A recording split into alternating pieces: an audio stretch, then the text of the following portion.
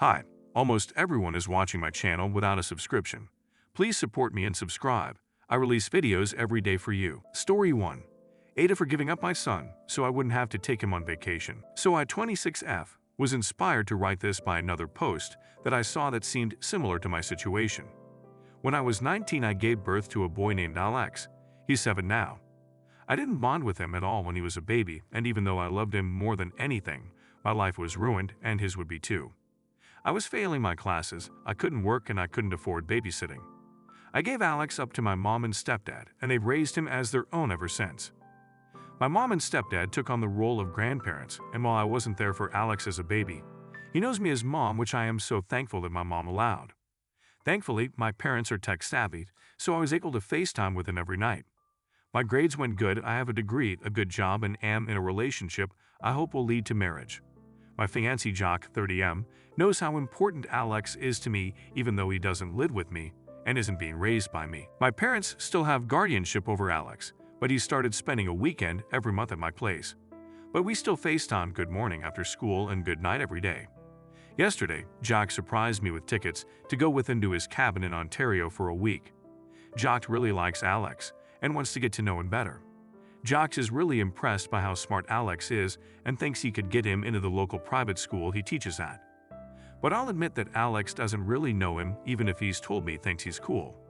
I know I can't force love, but if Jock didn't respect my son, even if I'm not raising him, I never would be with him. But I also don't feel I can get married unless Alex is okay with it either. So I asked Jock if he could get a third ticket so Alex could come with us, and he agreed right away even though it cost more. I called my mom and stepdad and asked if I could take Alex on vacation after Christmas, since he'll be off school for the next 2 weeks. My mom didn't seem that enthusiastic about it. My stepdad pretty angrily told me that he, my mom, and Alex already had plans for that week, and that they did not want to cancel them, and that he was really upset and hurt by me asking without even thinking they had something going on. He told me to go and sort out my priorities before phoning them back.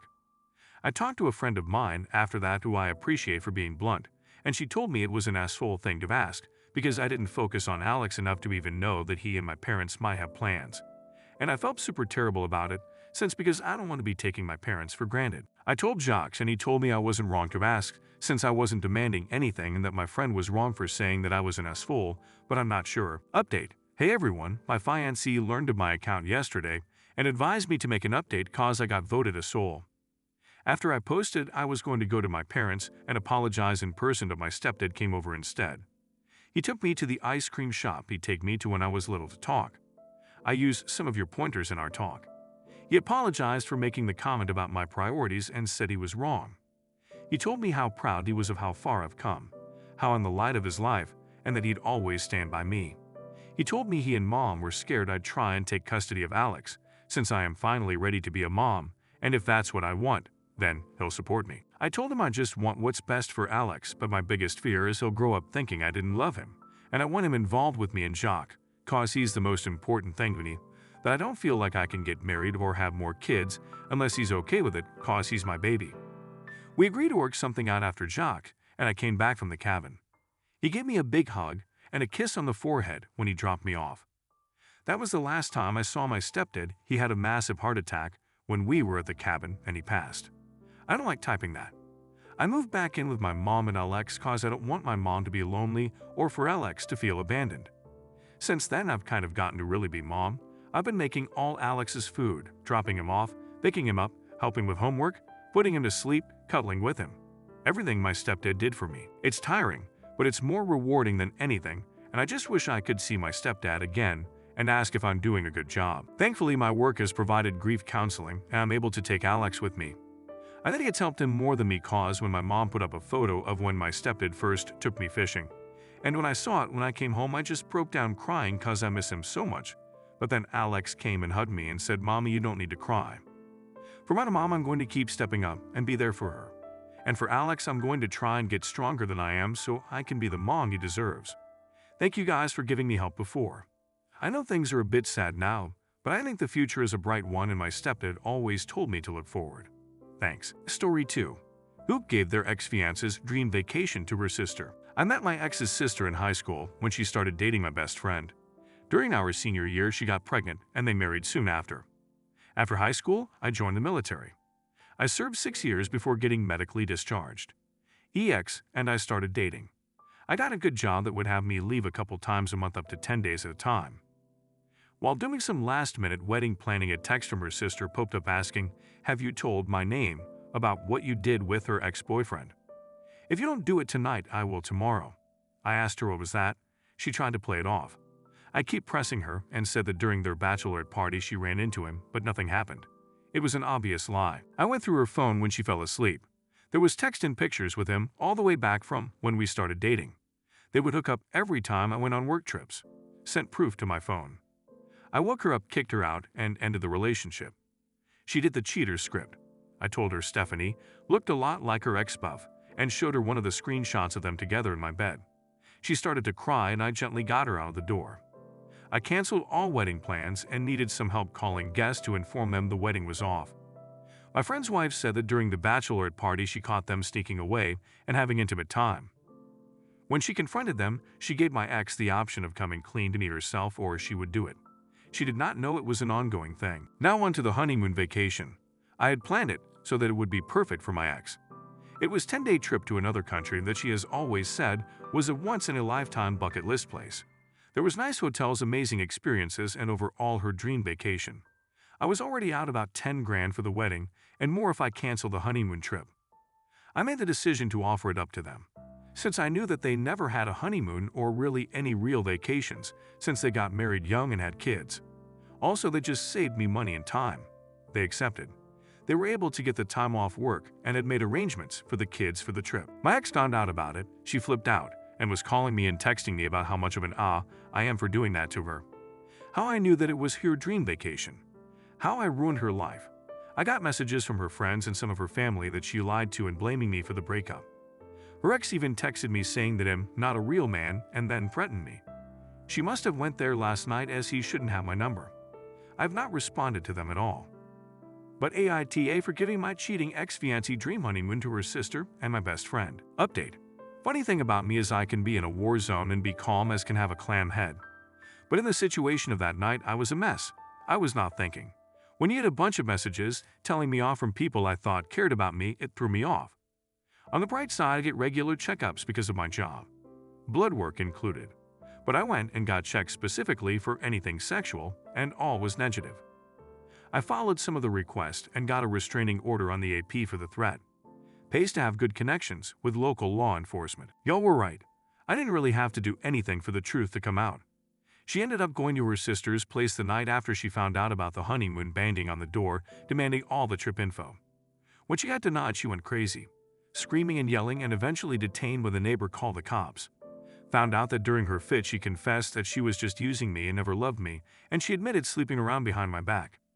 Did I mention it was on camera? Doorbell cam few. They posted it.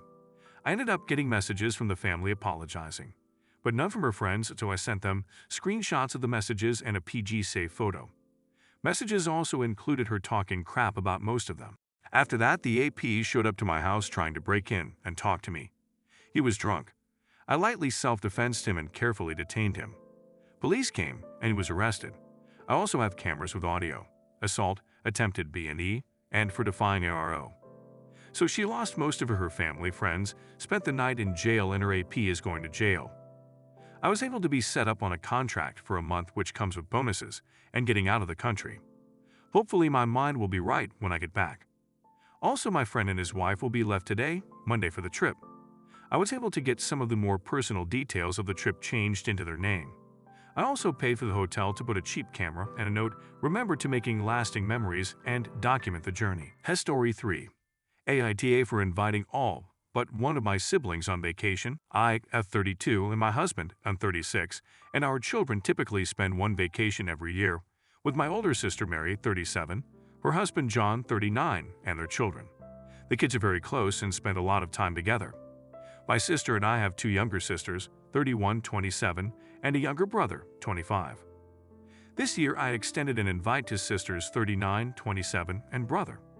An invite was not extended to sister Selena, 31, because a few years ago she and my brother-in-law John had an affair. Mary worked very hard through therapy to stay married with John and to not ostracize Selena. Family members know of the affair, but it's not spoken of openly. Selena and John still see each other at family events, but do not talk/sit by each other. Pretty awkward, but maybe the best possible outcome. My older sister and I found a beach house for our next vacation that had extra rooms, so invited the others to join and pitch in on the cost. Sister 27 agreed to come, and little brother declined so that it would not be all the siblings minus Selena. Somehow Selena found out she was the only one to not receive an invite and is very hurt. Our mom says I should have invited her, knowing that she would have said no. She just had a baby and is a single mom on a very tight budget. Mom also thinks that a vacation with John, Mary, and Selena would be fine, that we should all act as if nothing ever happened. Even though Mary has expressed multiple times that while she still loves Selena, things can never go back to the way they were. Mary suffered from PTSD as a result of the affair. Because there are so many siblings, vacations are often split with only 2 or 3 of us going together. Nobody has expressed being upset about this in the past. I don't like the idea of inviting her, even knowing 99% she would say no. What if she did say yes, and I have to tell her it wasn't a real invite? Ita? Edit. To add clarification, John has also suffered real consequences from the affair, but asking him to stay at home while Mary and their young kids go to the beach is not really an option. All of the siblings have been really mature in loving and forgiving both parties. However, having them sleep in the same house would be putting Mary through trigger hell. The only one in the trio not at fault. Update. Turns out to be a classic case of the emotionally immature mother manipulating her children. I spoke with Selena directly to set the story straight, reiterate that I love her, etc. It appears that our mom fabricated the story of Selena being upset about the vacation. She understands completely and honestly has no interest in vacationing with Mary/John. Our mom is unhappy about our family dynamic and that things are not completely normal after the affair. She stated she feels like she is losing all of her children, in that she doesn't feel close to us. Ed K. How stirring up drama fixes this? She's highly religious and critical of everything we do, so as my siblings and I grow older, we've really had to deconstruct our beliefs to make up our own minds/thrive in our individuality. Needless to say, this does not make her happy. So if there are any threads on healing from childhood trauma, dealing with manipulative parents' advice on how to keep your mother at arm's length possibly, point me in the right direction. Story 4. My wife went out last night and didn't come home until this morning. This is horrible. I'm furious right now.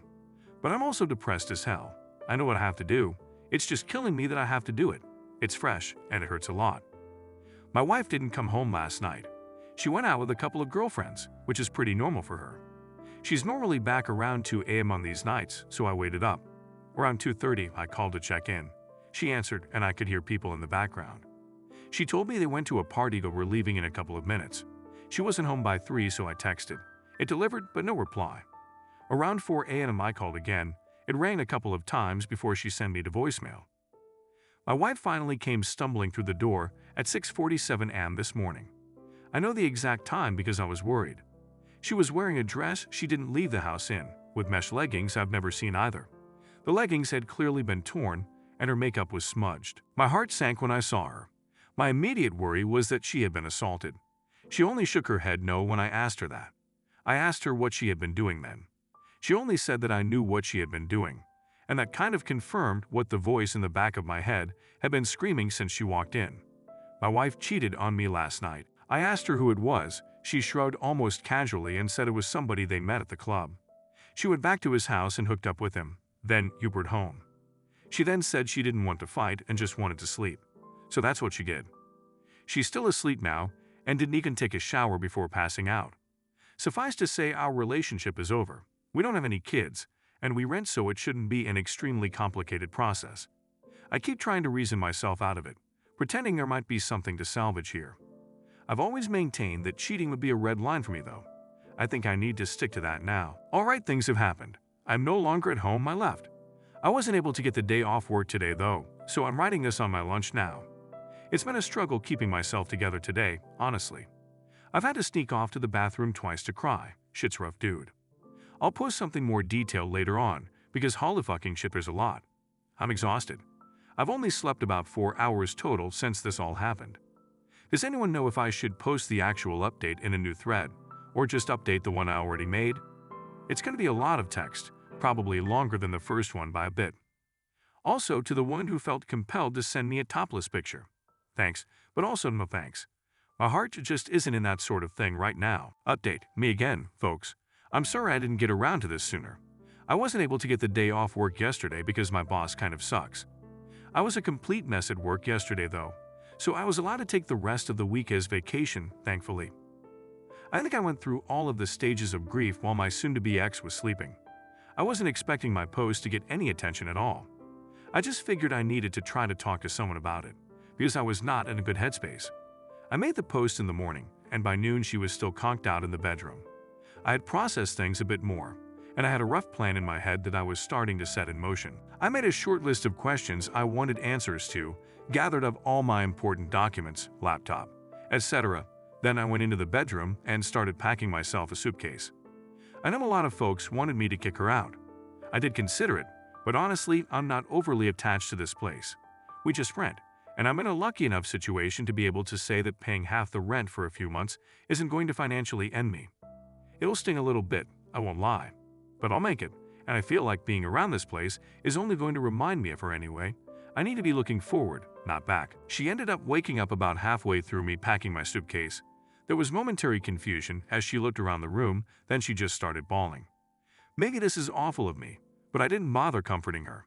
I told her I had the screenshots of her Uber and text messages from her phone, and that plus her confirmation was enough that things between us were completely done. She didn't answer me and just cried louder. I debated trying to continue the conversation, but I decided to just pack the rest of my suitcase and head back out to the living room until she came out. When she finally left the bedroom, she sat next to me on the couch and asked me if we could talk things through. I told her as calmly as possible that wasn't how things were going to work. I was going to ask questions. I wanted honest answers. She told me she'd be honest, so I proceeded. My voice was shaking the entire time. It was taking me everything to hold it together, but I kept going. Was this the first time she had cheated? She started crying before she answered that, then told me no. She had cheated on me multiple times over the course of our relationship. It was, and I'm going to use her words exactly here, just sex, a way for me to let off steam. None of it ever meant anything. I wrote a comment shortly after making my post that all the love couldn't just fade away in one swoop. Well, it can. It hit me right then that I wasn't dealing with my wife. The person I was married to literally wasn't in the room. This was someone different. She refused to tell me exactly how many times she had cheated, just more than last night. Had she used protection? No hesitation from her before she nodded her head emphatically. She seemed surprised I'd even asked that. I'm still going to get tested just to be safe. I did some research into timing and I'm going to look after it. Were her friends also cheating on their spouses? Yes and no. I tried to get her to tell me which of her friends were cheating so I could get in contact with their spouses. She probably should have, because her refusal led to me messaging pretty much the romantic partner of every one of her girlfriends I could find on social media. There are a couple I don't know or couldn't find, but I did my part. Why did she do it? This was the answer that gutted me the most. I'm going to use her exact words again. I need to have sexual variety. I told her that it's not like our sex life is dull. She clarified. It's not the same as something new. I didn't even have a response to that one. I had expected something about me working too much, or not supporting her emotionally. Nope. She just fucked other guys because she felt like it, and wanted to have some fun. When I didn't respond, she started asking me about counseling and therapy. I reiterated that our relationship was over. I'd be leaving. What she did next disgusted me. My ex actually tried to have sex with me. She put her hands on me and started trying to take off my clothes. I felt like I wanted to vomit and pushed her away after a couple of seconds. She just kept telling me that she would figure out a way to fix it, that we would work through it together. I told her that there was no way, and she started bawling again. She went to the bathroom and locked herself inside. I was just sick of everything at that point. I called her mother and told her what was going on. The full story too, the cheating, the questions I had asked, and the fact I was leaving. I've always had a good relationship with my ex's parents. They both decided to drive to town, which is about an hour for them. Once I knew someone was on the way, I just grabbed my things and left. Her waterworks in the bathroom were just annoying me because it felt hollow to me, especially given the answers to my questions. I ended up packing another bag before I left and took all the things that I could think of that I felt sentimental attachment to with me. I found a parking lot and sat in my car until I was able to get in contact with a buddy for a place to crash. I tried to take a nap, but I was running on way too much adrenaline. I knew when her parents had made it to the apartment because she started calling me. When I didn't answer those, she started texting me. She had gone from sad and crying to furious. Apparently, I'm a fucking piece of shit for telling her mom everything. Whoops, I'm not sorry. I've received roughly 100 texts from her since leaving. They range from name-calling all the way to begging me to come back, to sending me pictures of the food she ate for some reason. I haven't responded to any of them. I feel like I said my piece before leaving. So that's where I'm at now. We didn't have joint finances, so that part was easy. I canceled all the subscriptions that go to my credit card just to be sure, and changed all my important passwords. I'm crashing on a friend's couch for the next bit, but I got some feelers out to some short-term rental places until I can find something more permanent. I've got feelers out for a divorce attorney too. A coworker of mine had a recommendation, so barring something better, I'll probably go with them. I also wanted to say that I was shocked how supportive everyone was, and thank you for that. Truly from the bottom of my heart. It isn't easy for me to talk about emotional things with people close to me. This was an invaluable venting place for me. Thank you all so much. Update. Hey folks, I'm happy, I guess, to say that this will be the final update to what has been probably the most difficult chapter of my life. I felt an immense amount of support from the community here from my initial 2 posts, so I wanted to give a short update. Bottom line, my ex and I both signed the final papers for our divorce this week. It feels kind of surreal to think about that still. About 2 weeks into everything, she got resistant. I cut her off entirely and she refused to return my attorney's calls for a little while. Eventually things got back on track. As for the infidelity itself, I don't have a ton more details to share with you.